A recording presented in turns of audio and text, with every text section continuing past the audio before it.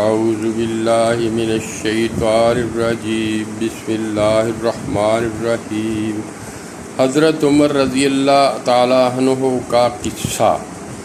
حضرت عمر رضی اللہ تعالیٰ عنہ جن کے پاک نام پر آج مسلمانوں کو فخر ہے اور جن کے جوش ایمانی سے آج 1300 برس بعد تک کافروں کے دلوں میں خوف ہے، اسلام لانے سے قبل مسلمانوں کے مقابلہ اور تکلیف پہنچانے میں بھی ممتاز تھے۔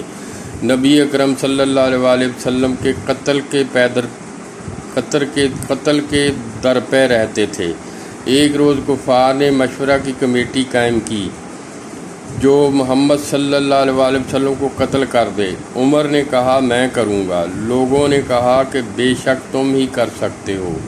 عمر تلوار لٹکائے ہوئے اٹھے اور چل دیے۔ اسی فکر میں جا رہے تھے کہ ایک صاحب قبیلہ زہرہ کے، جن کا نام حضرت سعد بن ابی وقاص رضی اللہ عنہ ہے اور بعض نے اور صاحب لکھے ہیں، ملے۔ انہوں نے پوچھا کہ عمر کہاں جا رہے ہو؟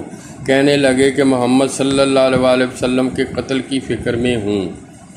نعوذ باللہ۔ سعد نے کہا کہ بنو ہاشم اور بنو زہرہ اور بنو عبد مناف سے کیسے مطمئن ہو گئے؟ وہ تم کو بدلہ میں قتل کر دیں گے۔ اس جواب پر بگڑ گئے اور کہنے لگے کہ معلوم ہوتا ہے کہ تو بھی بے دین یعنی مسلمان ہو گیا ہے، لا پہلے تجھی کو نپٹا دوں۔ کہہ کر تلوار سونت لی اور حضرت سعد رضی اللہ عنہ نے بھی یہ کہہ کر ہاں میں مسلمان ہو گیا ہوں، تلوار سنبھالی۔ دونوں طرف سے تلوار چلنے کو تھی کہ حضرت سعد رضی اللہ عنہ نے کہا کہ پہلے اپنے گھر کی خبر تو لے لو، تیری بہن اور بہنوئی دونوں مسلمان ہو چکے ہیں۔ یہ سننا تھا کہ غصے سے بھر گئے اور سیدھے بہن کے گھر گئے۔ وہاں حضرت خباب رضی اللہ عنہ جن کا ذکر نمبر 6 پر گزرا، کواڑ بند کیے ہوئے ان دونوں میاں بیوی کو قرآن شریف پڑھا رہے تھے۔ حضرت عمر نے کواڑ کھلوائے۔ ان کی آواز سے حضرت خباب رضی اللہ عنہ تو جلدی سے اندر چھپ گئے اور وہ صحیفہ بھی جو جلدی میں باہر ہی رہ گیا جس پر آیات لکھی ہوئی تھیں۔ ہمشیرہ نے کواڑ کھولے۔ حضرت عمر کے ہاتھ میں کوئی چیز تھی جس کو بہن کے سر پر مارا، جس سے سر سے خون بہنے لگا اور کہا کہ اپنی جان کی دشمن تو بھی بد دین ہو گئی ہے۔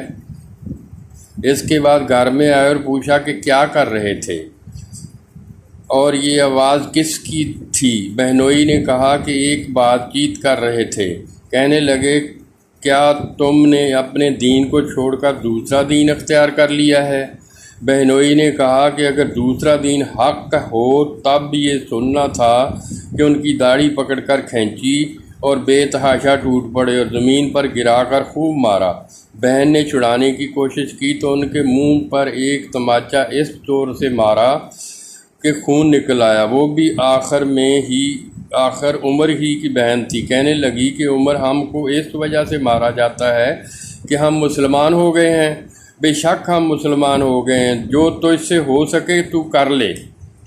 اس کے بعد حضرت عمر کی نگاہ اس صحیفہ پر پڑی جو جلدی میں باہر رہ گیا تھا۔ غصہ کو جوش بھی اس مار پیٹ سے کم ہو گیا تھا اور بہن کے اس طرح خون میں بھر جانے سے شرم سی بھی آ رہی تھی۔ کہنے لگے کہ اچھا مجھے دکھلاؤ یہ کیا ہے؟ بہن نے کہا کہ تو ناپاک ہے اور اس کو ناپاک ہاتھ نہیں لگا سکتے۔ ہر چند اصرار کیا مگر وہ بے وضو اور غسل کے دینے کو تیار نہ ہوئی۔ حضرت عمر رضی اللہ عنہ نے غسل کیا اور اس کو لے کر پڑھا۔ اس میں سورہ طٰہٰ کی طٰہٰ لکھی ہوئی تھی۔ اس کو پڑھنا شروع کیا اور اننی انا اللہ لا الہ الا انا فاعبدنی واقیم الصلاۃ لذکری تک پڑھا تھا کہ حالت ہی بدل گئی۔ کہنے لگے کہ اچھا مجھے بھی محمد صلی اللہ علیہ وسلم کی خدمت میں لے چلو۔ یہ الفاظ سن کر حضرت خباب رضی اللہ عنہ اندر سے نکلے اور کہا کہ اے عمر، تجھے خوشخبری دیتا ہوں کہ کل شب پنجشنبہ میں حضور اقدس صلی اللہ علیہ وسلم نے دعا مانگی تھی کہ یا اللہ عمر یا ابو جہل میں جو تجھے زیادہ پسند ہو اس سے اسلام کو قوت عطا فرما۔ یہ دونوں قوت میں مشہور تھے۔ معلوم ہوتا ہے کہ حضور صلی اللہ علیہ وآلہ وسلم کی دعا تمہارے حق میں قبول ہو گئی۔ اس کے بعد حضور کی خدمت میں حاضر ہوئے اور جمعہ کی صبح کو مسلمان ہوئے۔ ان کا مسلمان ہونا تھا کہ کفار کے حوصلے پست ہونا شروع ہو گئے، مگر پھر بھی یہ نہایت مختصر جماعت تھی، اور وہ سارا مکہ بلکہ سارا عرب اس لیے اور بھی جوش پیدا ہوا اور جلسے کر کے مشورہ کر کے ان حضرات کو ناپید کرنے کی کوشش ہوتی تھی اور طرح طرح کی تدبیریں کی جاتی تھیں۔ تاہم اتنا ضرور ہوا کہ مسلمان مکہ کی مسجد میں نماز پڑھنے لگے۔ حضرت عبداللہ بن مسعود فرماتے ہیں کہ عمر رضی اللہ تعالیٰ عنہ کا اسلام لانا مسلمانوں کی فتح تھی، اور ان کی ہجرت مسلمانوں کی مدد تھی، اور ان کی خلافت رحمت تھی۔ سبحان اللہ۔